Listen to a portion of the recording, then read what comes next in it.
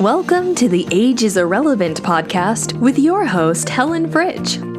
Helen is a 60-plus lifelong competitive athlete, flight attendant, published fitness model, writer, IFBB bodybuilding pro, and certified wine specialist who believes that your age is irrelevant to pursue goals, dreams, and desires.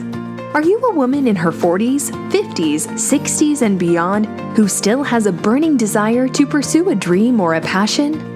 Are you thinking about starting a new chapter in your life, but you're hesitant, thinking that you might be too old or just don't know where to begin? The Age is Irrelevant podcast is a podcast devoted to women who want to defy the odds, smash barriers, and redefine happiness and success after 40. It's time to make a difference. There is no need to dread blowing out that added birthday candle every year. A new movement is slowly taking momentum, where being over the hill just isn't relevant anymore. Age labels are being thrown out the window, and women are rediscovering the strength within themselves to make a difference, not only within their own lives, but also touching and inspiring the lives of other women. Join Helen as she and her guests discuss all aspects of aging after 40 and how to make the aging process and those twilight years more rewarding, exciting, and fun. Hello, and welcome to the Age is Irrelevant podcast. I'm your host, Helen Fritch, and this is episode number 86. Now, today I am interviewing Dr. Mary Claire Haver.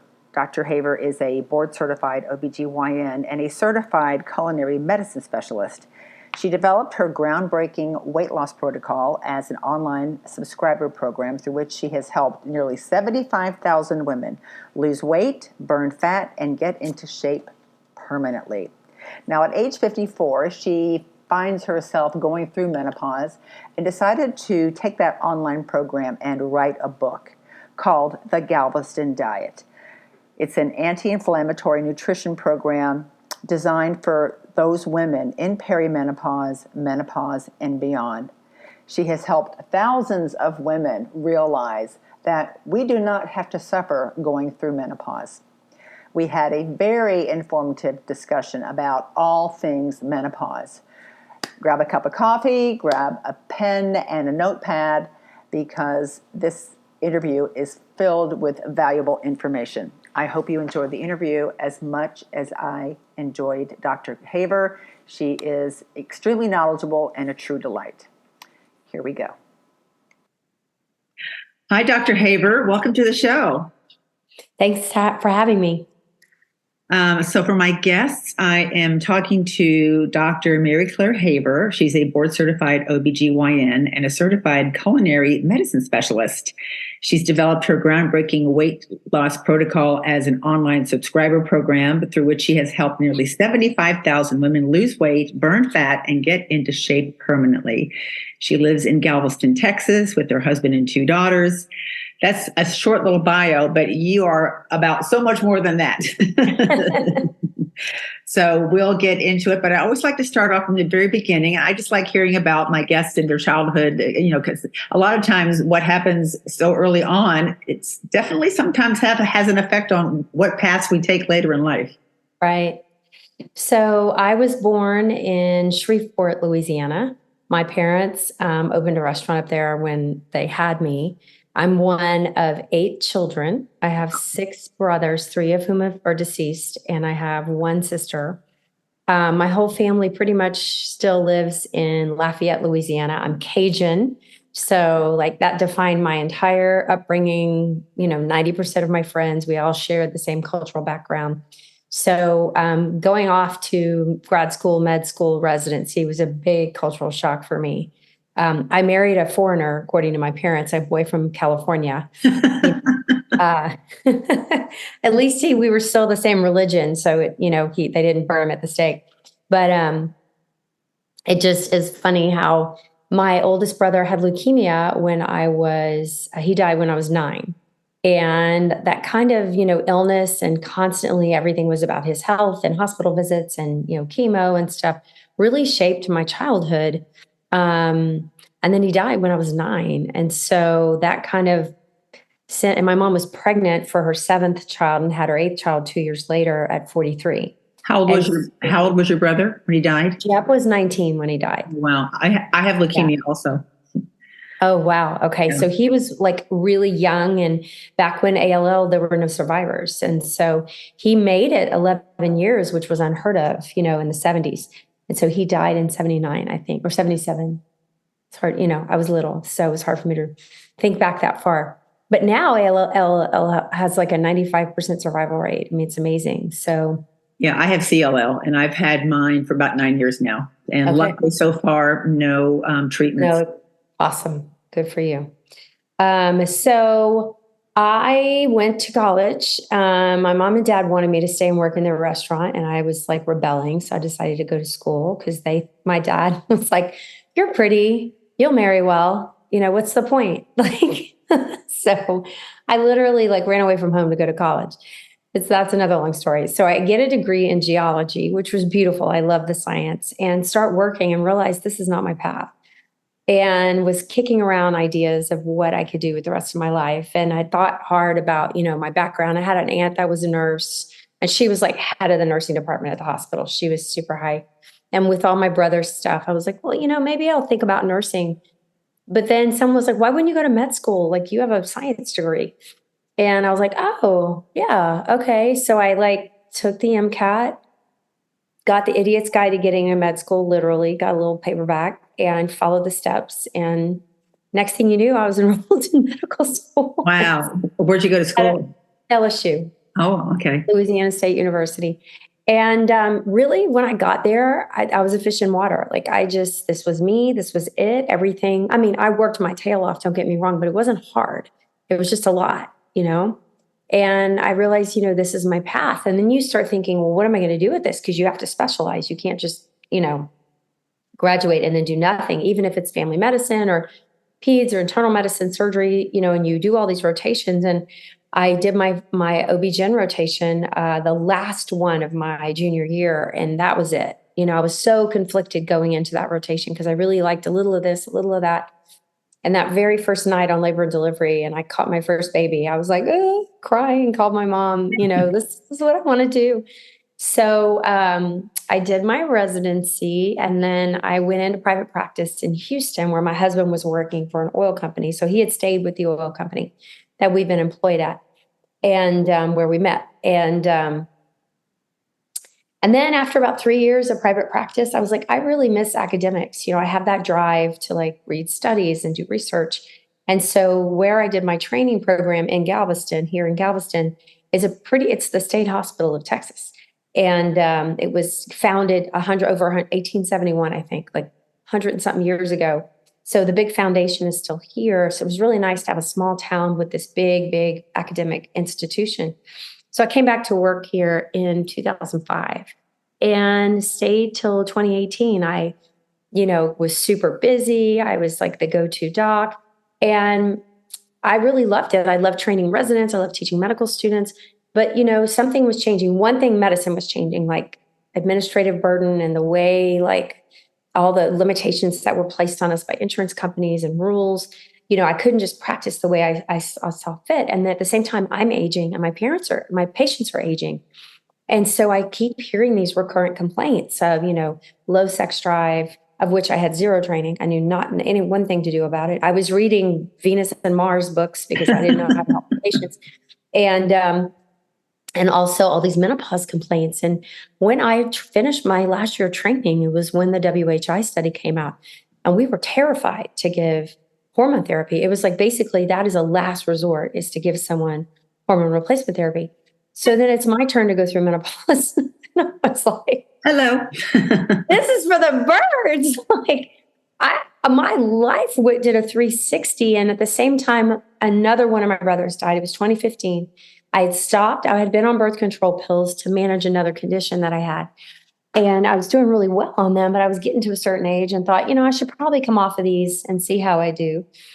At the same time, my oldest surviving brother got really sick, and he had had HIV and hepatitis for a while, but he just had like end-stage liver failure, and it was going really quickly.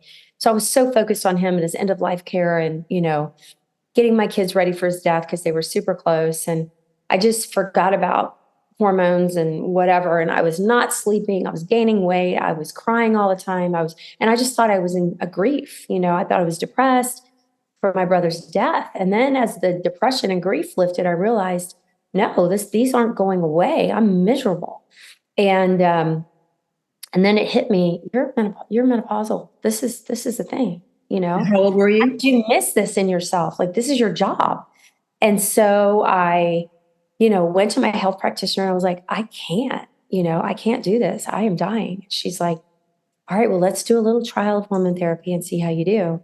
And at the same time, I was like doing all the research on nutrition for the weight gain I was suffering and my patients were suffering. So I started, doing all this reading on anti-inflammatory nutrition. And I realized, I don't know anything about this. I haven't really, just med school taught me nothing about nutrition and how, it was like porn, it when you see it, good nutrition, but there was no real explanation behind it. Mm-hmm. And so I, went back to school. I found a program at Tulane University for physicians, nurse practitioners, pharmacists to go and basically get like a master's type equivalent in medical nutrition. And so I did that. And in that kind of formulated this plan in my head that I was going to take back to my patients on how to redirect them with nutrition on how to combat menopause changes. And so that's where the Galveston Diet was born.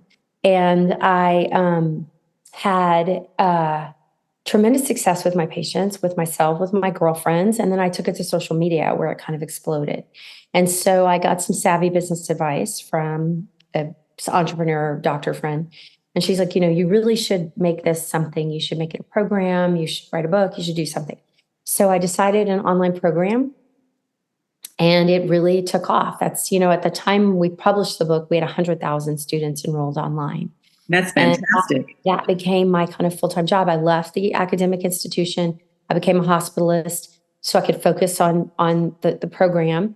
And then COVID hit. And so I was working in a small community hospital, literally getting my ass kicked, excuse my language, understandably. And I was happy to do it. I felt great to be useful, but it was really tough, to be menopausal, working 24-hour shifts.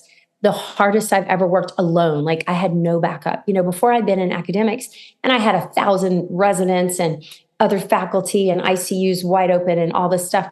And here I am in this little tiny community hospital with no backup, no, buddy I could call, like, hey, come look at this with me, and the sickest patients I've had in years coming in. And so at once COVID kind of calmed down and the hospital got under control, I was like, I'm done. I want to focus on menopause now. And then I opened my menopause clinic. So what online began as a conversation around nutrition and menopause just exploded into this menopause umbrella, which is probably where you came in, where I talked about all things menopause. And I'm constantly reading and learning new things because we learned none of this in my training program. Mm-hmm. And how old were you when you started going through menopause? So I was probably about 49 when I noticed it. Luckily for me, being on birth control pills had masked most of my symptoms. So I was happily being treated. Too. You're exactly right. Mm-hmm. Without, I was totally treated and had all the benefits without knowing I was perimenopausal until I stopped the pills and abruptly my life changed. Mm-hmm. So I'll never forget my very first hot flash. It was like the gates of hell opened up. I'm at a restaurant with girlfriends for happy hour, and all of a sudden I thought, literally, what the hell? And I could just feel this heat just coming up the back of my neck. My hair was soaking wet, and I go, oh no, this is not good. So I kind of chuckle when we all have our different stories about, when everything started, for sure. So I think I did come in with you as far as on social media, and I love it because there's so many women out there. And how old are you? I'm 54. You're 54 now. Okay. Cause I'm 65. And so I'm past all that, but it's sad. It's really sad for me to see all these women, especially for you, that are so miserable and they feel like, and they're getting this from their doctors. The same thing happened to me, that this is what it is. And you're just going to have to grin and bear it. That's what my, OBGYN said. And this is normal. It's part of your life. Just buckle down and get through it. Those words came out of my mouth, by the way. Yeah. So I was a terrible, terrible, horrible menopause provider. No more. but I had no business treating menopause. I didn't know what I was doing. And it was a fault of my education, the system, the lack of societal care for aging women. I feel like I'm the healthiest, the best I've ever been, the smartest I've ever been right now, and I would have completely dismissed me 10 years ago. Wow. As a patient. And it makes a big difference, I think, once you get on the right track and things start changing. You're like, I think some women may be in a state of misery for so long. This is all they know. They feel lousy and they're just getting used to that versus, I had this really sweet patient who came in for her follow-up. So I see my patients and then we see them 3 or 4 months later because I have a body scanner because we're doing nutrition and weight loss and all of it at once. And she came in and, she lost some weight, but she was like, I'm so mad. And she plops down in the chair. And I said, okay. And she said, I can't believe I suffered for so long. I feel so good. And I let myself suffer and no one would help me. I cannot believe I went through this for so long. And I was like, sorry. She just threw herself in the chair and was like, she's a tiny little 5-foot thing. I can't believe I did this for so long and I let myself suffer and I didn't put my foot down. It's so cute. That must have been cute. So why don't we go back and talk about, like, for example, why exactly do these symptoms of menopause occur? Yeah, it's a great question. So, perimenopause begins as our ovaries begin shutting down. So we undergo an advanced endocrine aging as women. People born with testicles, men, whatever you want to call them, don't have the equivalent. Okay. There's no real andropause outside of an autoimmune disease. And so we can expect to have complete dissolution of our ovarian function by the time we are roughly 55. And our healthy, beautiful, gorgeous, juicy ovarian tissue gets completely replaced by fibrosis. And that process of normal reproductive function to full menopause is about 7 to 10 years as far as we can tell, average in most women. And it's that continuous replacement of healthy tissue with fibrosis. It's basically some kind of an autoimmune thing. And so it's the declining estrogen levels and the ping-ponging of estrogen levels in perimenopause that begins this kind of tsunami roller coaster of hormone changes until it just bottoms out and flattens out in full menopause. Mm-hmm. So estrogen receptors are found in every organ system in the body.